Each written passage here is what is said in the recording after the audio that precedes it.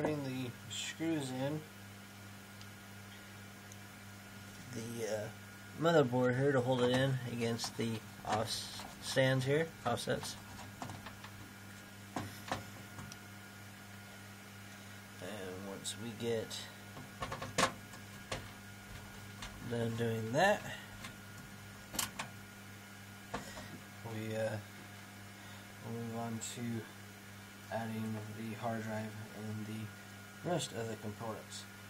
You want to make sure that you don't put these in too tight, hand tight. As soon as you have to give it any amount of force that's tight enough, and you can move on to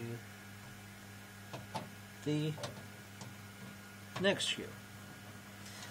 One thing you want to keep in mind when doing this is you do not want to use a magnetic screwdriver. That can bring about many bad things for your motherboard. Oops.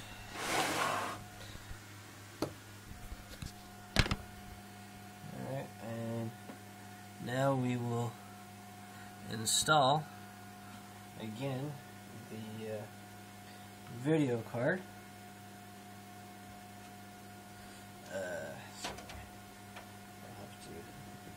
I got the wrong two, so we'll just move one.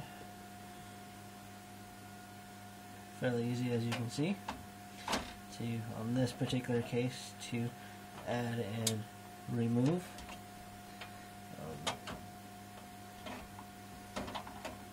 Let's take and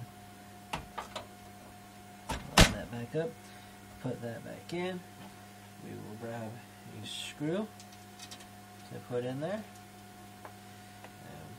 we'll just make that hand tight. There we go, and that will hold that into place. Alright, now on this particular case you have many slots here for holding your hard drives. These are very nice. You just pinch and remove these.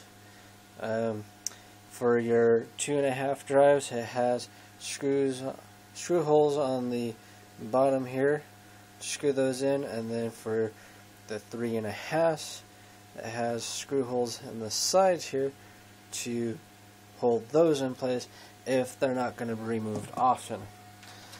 And to give us more room to work with, we're just going to go ahead and remove all these.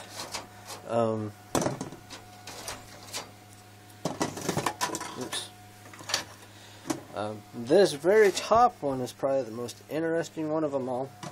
This one is the hot swap bay, and I don't know if you can really tell too much, but that is a SATA and power right there.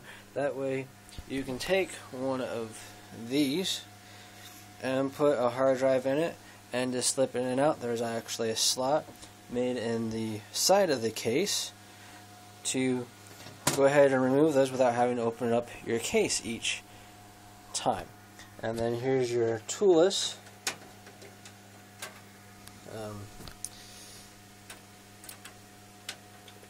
system here for adding your CD-ROMs and whatever else that you might. If you have a fan cooling system that you're going to install or whatever, just open and click those in and they will stay in place. You don't have to screw them in or anything like that.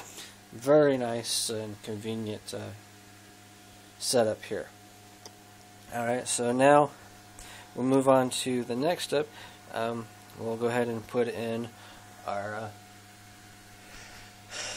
CD-ROM. So I'll go ahead and flip the case over here.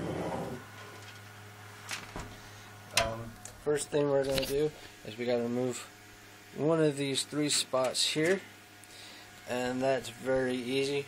All you got to do is reach around inside the case on this one, and there's 2 pieces that you squeeze, and it just pops right out. Assuming, of course, you can find them.